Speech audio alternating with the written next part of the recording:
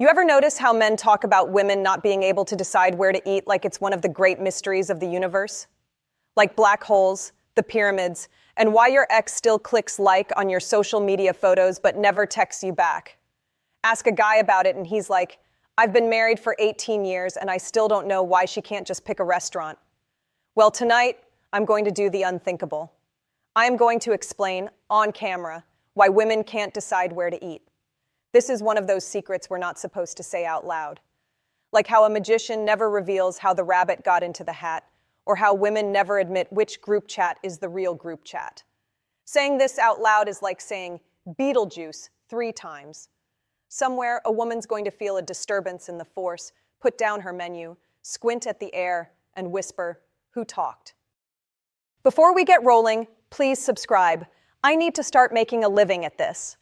My joke writer says I've made more money on street corners than Dollar General, and he'd love to see me start making an honest living someday.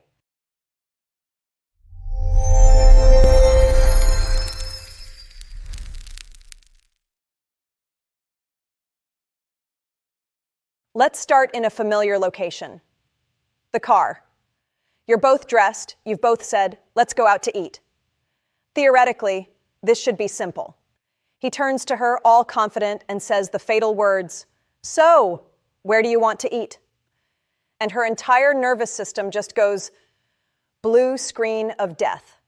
She stares out the window like she's waiting for a message from the universe. He's over there like, I just asked a question.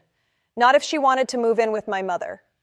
Then she says the line every man fears, I don't know, what do you want? Now men think that sentence has one meaning. It does not. It has like 17. Sometimes it means, I have a place in mind, and I need to know if you're smart enough to guess it. Sometimes it means, I do not care what we eat, as long as it's not the last place we went, or anywhere with sticky menus, or where that one server still recognizes me from my bangs and bad decisions phase. Sometimes it means, I genuinely don't know, I'm just tired, and I need you to make a choice, so I can blame you later if it's disappointing. Men are in the driver's seat thinking this is a simple question. Women know this is a multi-level psychological boss battle with no save points. He starts listing places. Pizza? No. Burgers? Eh? Sushi? Not really in the mood.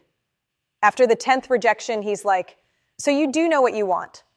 And she's like, no, I don't. I just know what I don't want. Which honestly still counts as planning in my world.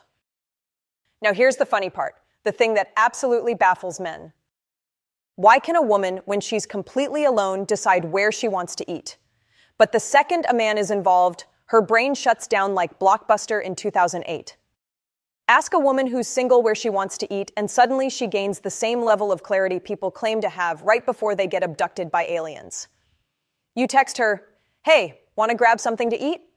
And she replies in 0.3 seconds, yeah, there's this little Thai place on 3rd. I want the spicy noodles and extra spring rolls. I'll be there at 6:47. Not 6:45, not 6:50, 6:47, on the dot.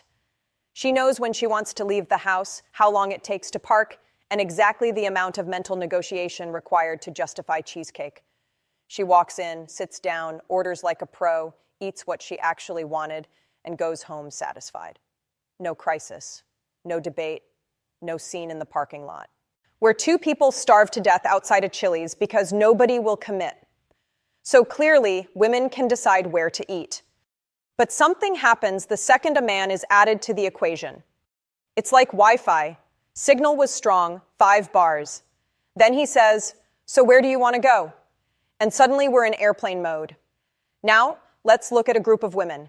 How do they manage to figure out where to eat? To men, this looks like pure chaos. To us, this is a highly advanced decision-making system.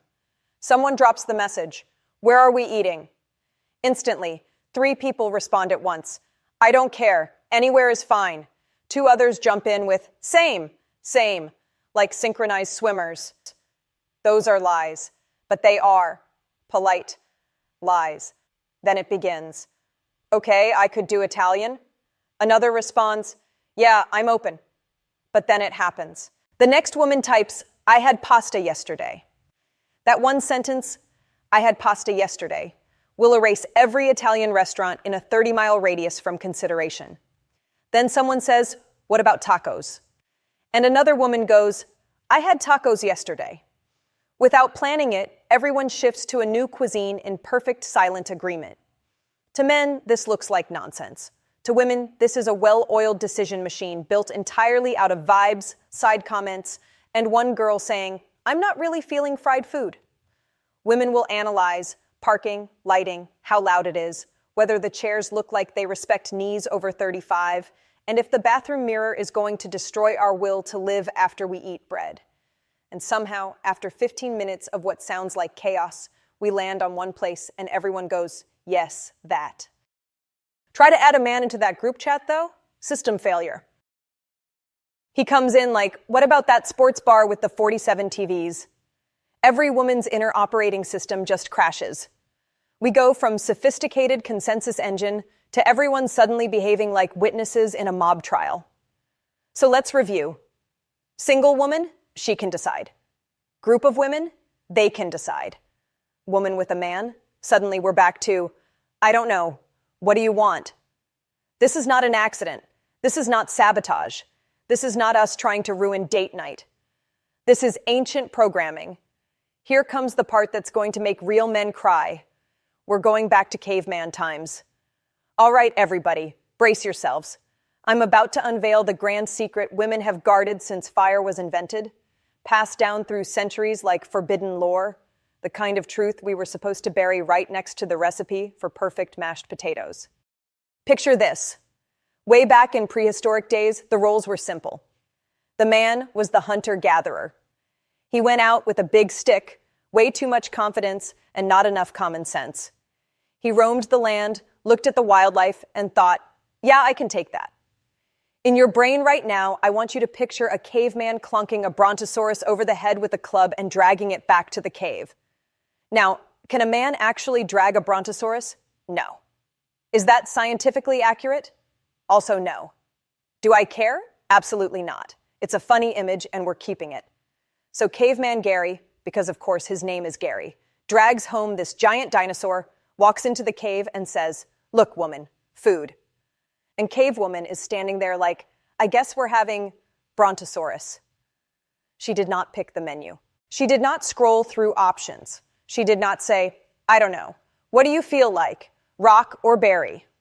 Her whole job was, whatever this man drags in here, I will make edible and then silently judge his choice. For thousands of years, that was the system. Men decided what the food was. Women decided how to turn it into dinner and whether anyone would survive eating it. So men evolved the pick food switch. Women evolved the fix food and give side-eye if it's weird switch. No one, anywhere in history, looked at her and said, okay, you decide what we're killing tonight.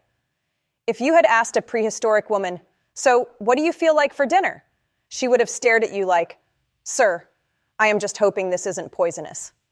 That, what do you feel like, part never got installed. So cut to today. Men are like, why can't she just pick a restaurant? And women are like, because for 100,000 years, that was literally your job, Gary. Fast forward to right now.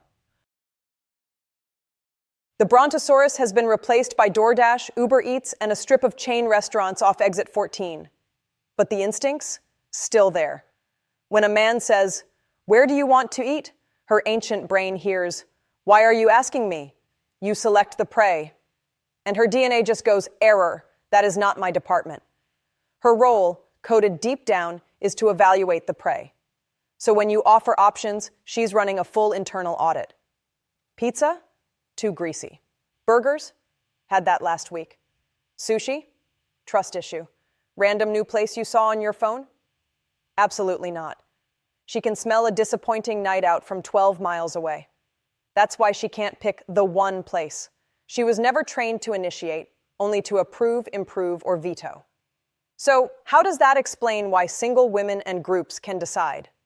When she's single, she temporarily becomes her own hunter-gatherer. She's both the one dragging the brontosaurus and the one seasoning it. So there's no conflict. Her brain goes, I want Thai, and her other brain cell goes, great choice, queen. In a group of women, it becomes a pack hunt. They collectively take on the hunter role, then collectively evaluate the options until everyone's cravings line up like planets in retrograde. But the second a man is in the picture, ancient instincts tap you on the shoulder like, oh, the hunter's here, let him pick the dinosaur. That's when the sentence, I don't know, what do you want, shows up. It's not laziness. It's centuries of division, of labor, pretending to be indecision. So guys, if you're watching this thinking, okay, but what do I do? Here's the hack. Stop asking open-ended questions. Don't say, what do you want? Her brain hears that and boots into prehistoric safe mode. Instead, step into your ancient role and make the first move. Try this. I'm thinking Mexican, Italian, or sushi. Which one sounds best? Now you've brought home 3 metaphorical dinosaurs, and her job is what it's always been. Pick the safest, tastiest one and tell you how you were almost wrong. You'll actually get an answer. She'll say, Mexican. You'll go, great, Mexican it is. And she'll say, not that place, the other place. Congratulations.